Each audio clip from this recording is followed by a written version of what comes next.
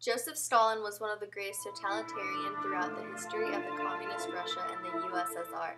Stalin was able to build one of the most threatening empires in the world, but he did so by killing millions of people, both innocent and guilty of going against him.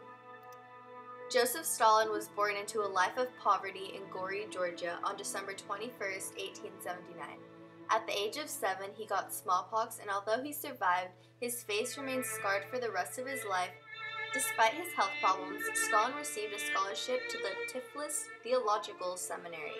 While studying at the seminary, he joined a secret organization, and it was through the people he met in the organization that Stalin first came into contact with the ideas of Karl Marx.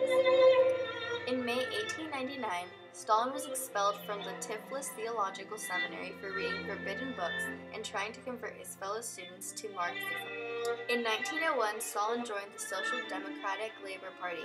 In 1902, Stalin was arrested for coordinating a large strike.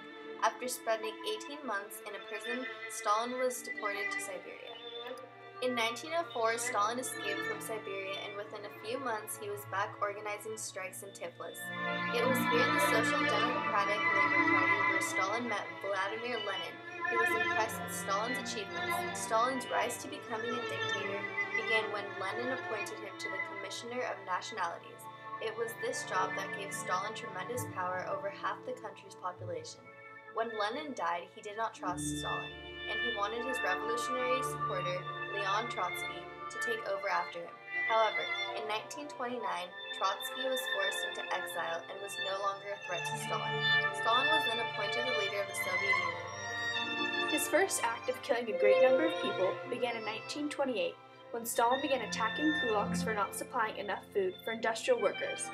He killed around 5 million kulaks because they were either too wealthy, disobedient, or not willing to farm as a collective group. Also in 1928, Stalin began taking great strikes to build a totalitarianism state. To do this, Stalin devised methods of control and persuasion. He created secret police to monitor the state and the lives of the citizens. He punished anyone who mentioned anything about going against his authority.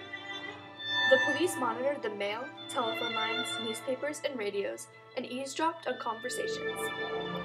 Any traitors were executed on the spot, and in the end, millions were killed from this alone.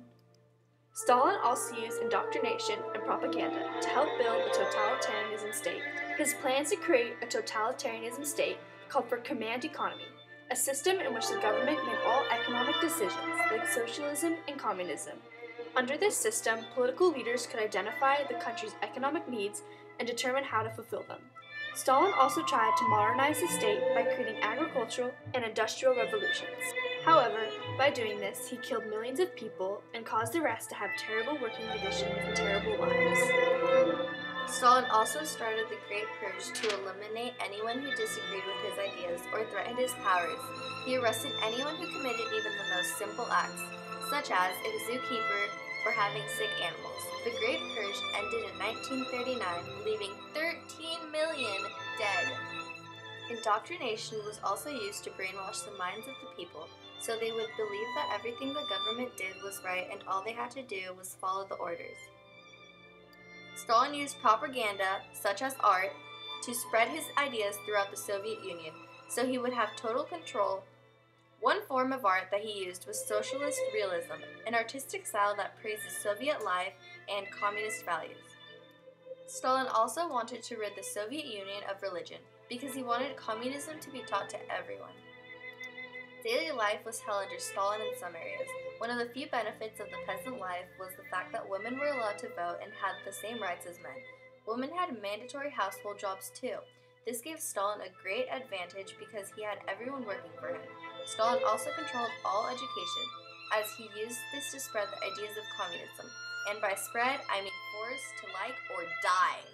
Stalin accomplished much more than the average man in his lifetime as a leader of the USSR. He went from a common peasant to the leader of Russia to the dictator of the USSR. Stalin stabilized a country that had endured a civil war and protected it from neighboring countries like Nazi Germany.